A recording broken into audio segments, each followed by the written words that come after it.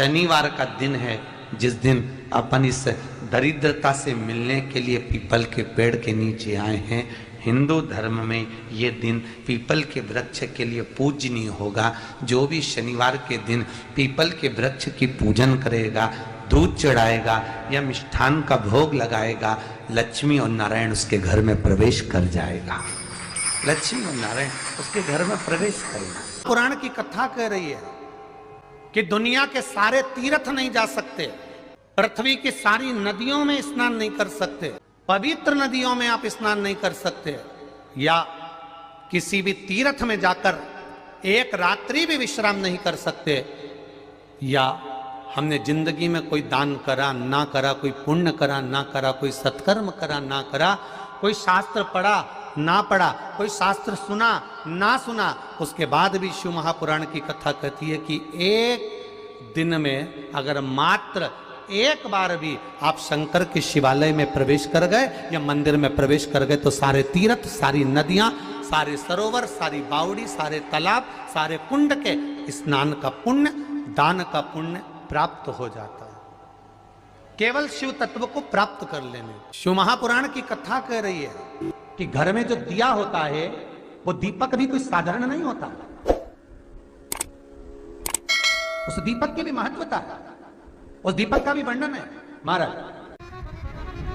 एक बात और बहुत अच्छे से सुनिएगा, शायद आपकी जिंदगी को सवार हो, शायद आपके जीवन को सवार हो।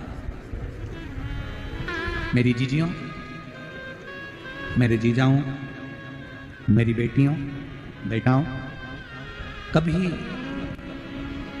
कभी मौका लगे शंकर भगवान के शिवलिंग के पास में आप बैठे हैं। यहां तक शास्त्र कहता है कि घर में अगर किसी को बहुत तेज बुखार आ गया है, बहुत तेज बुखार, और बच्चा उस बुखार में तप रहा है, बहुत तप रहा है, महाराज तुम जिस दिए में भगवान की आरती उतारते हो, जिस दिए से तुम भगवान की पूजन करते हो, कभी मौका लगे और आप पूजन करने के लिए गए,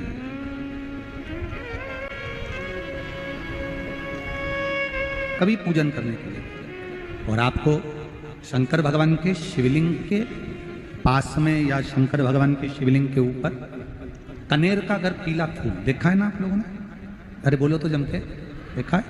कनेर का यदि पीला फूल शिवलिंग के आसपास में या शंकर भगवान के ऊपर कहीं रखा हुआ भी दिख जाए, विषम परिस्थिति हो, बहुत हिम्मत ना हारते हुए, तभी भगवान अकेले में एकांत में आप पहुंचे उनके पूजन के लिए, कनेर का पुष्प वहां रखा है, चाहे वो जलाधारी पर रखा हो, चाहे वो शिवलिंग के पास में रखा हो, शिवलिंग पर रखा हो, उस कनेर के पुष्प को अगर आप 5 जगह का स्पर्श कराकर अपने हृदय की बात कहकर वापिस महादेव को समर्पित कर देते हो तो भी मेरा महादेव तुम्हारे दुख का निवारण कर देगा। अब वो 5 स्थान, वो 5 स्थान, पहला गणेश जी, गणेश जी का जो स्थान होता है वह जगह, दूसरा षडानंद कार्तिक,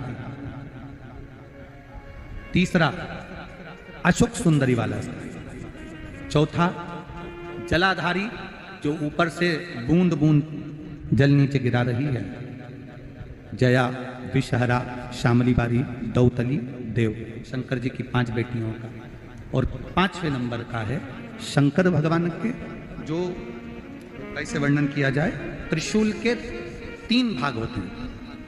करें दर्शन आप लोगों ने, जैसे सामने त्रिशूल लगा है, इस त्रिशूल के ऊपर देखेंगे तो 3 भाग दिख रहे हैं, नजर आ रहे हैं सबको? त्रिशूल का जो 3 भाग होता है, उस 3 भाग का जहां ज्वाइंट होता है, जहां मिलता है, एक जगह पर देखो तीनों भाग एक जगह पर मिले होंगे, 3 भाग का जहां मिलन होता है, 5वां स्थान, ये 5वां स्थान, यहां पर स्पर्श कराकर शिवलिंग पर अपनी कामना कर कर श्री शिवाय नमस्तुभ्यम कहकर बाबा से अपने मन की बात कहकर जो समर्पित कर देता है, हम 3 महीना भी नहीं कहेंगे, हम तो कहेंगे अगर ज्यादा दुख है 3 दिन इंतजार करना, मेरा बाबा उस दुख को मिटाएगा। 3 महीना बहुत दूर, पर करना है दिल से।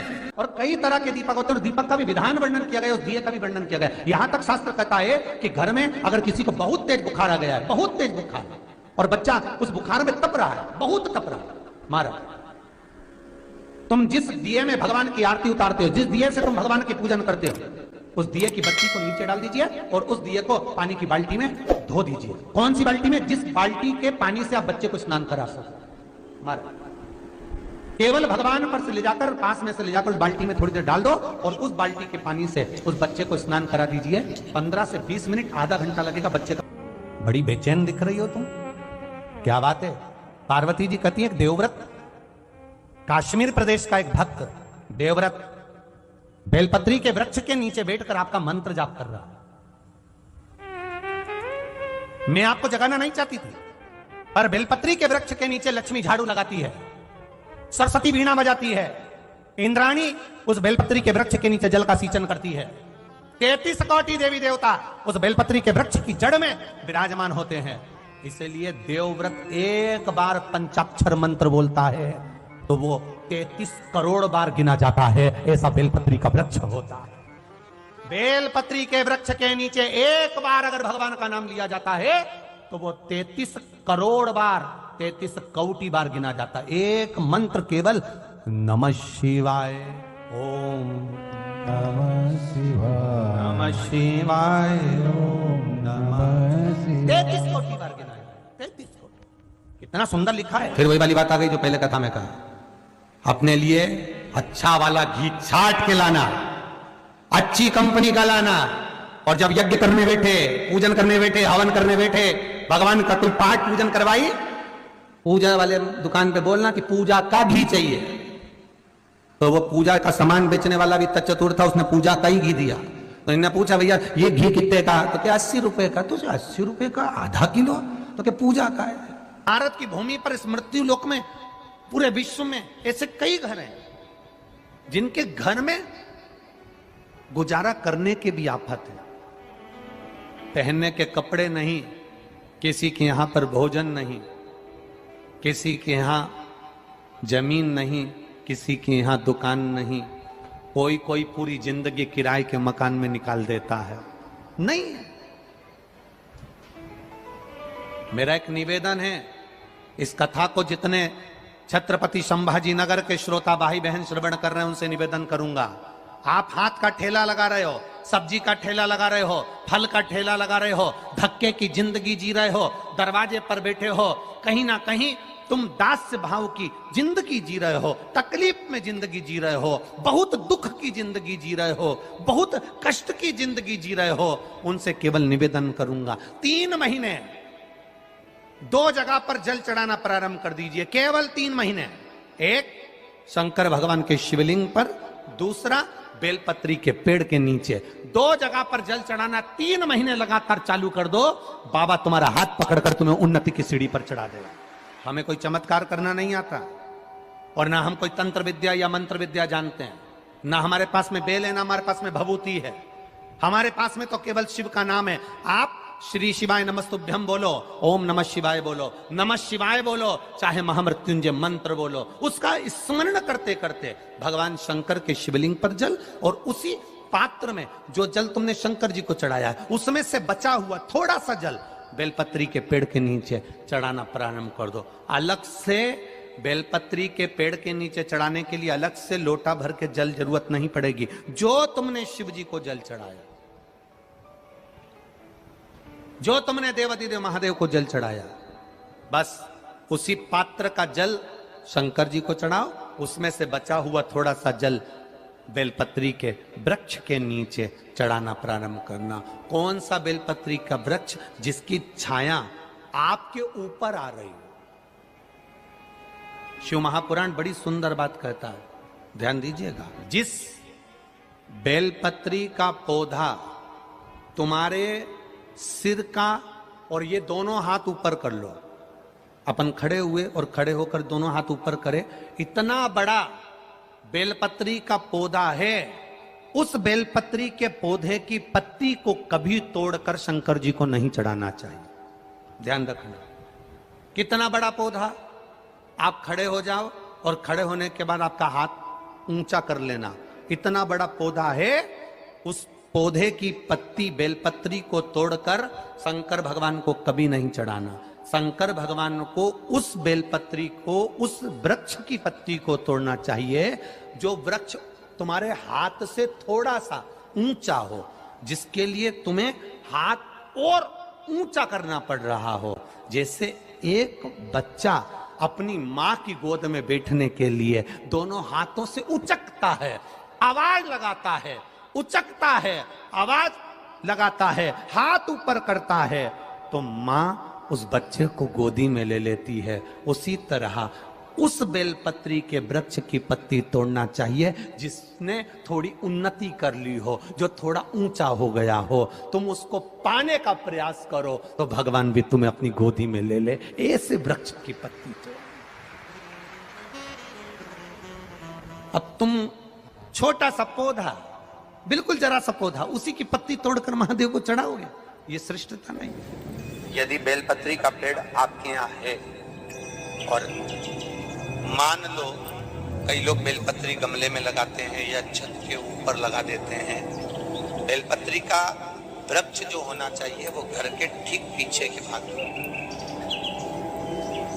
पीछे के भाग। या बेलपत्री का वृक्ष अगर पीछे नहीं है तो आप अपने घर से जब बाहर निकलते हैं तो राइट हैंड की ओर बेलपत्री का वृक्ष होना चाहिए। आप जब घर से प्रवेश कर रहे हैं, बाहर की ओर निकल रहे हैं, वो सुख का अनुभव करा।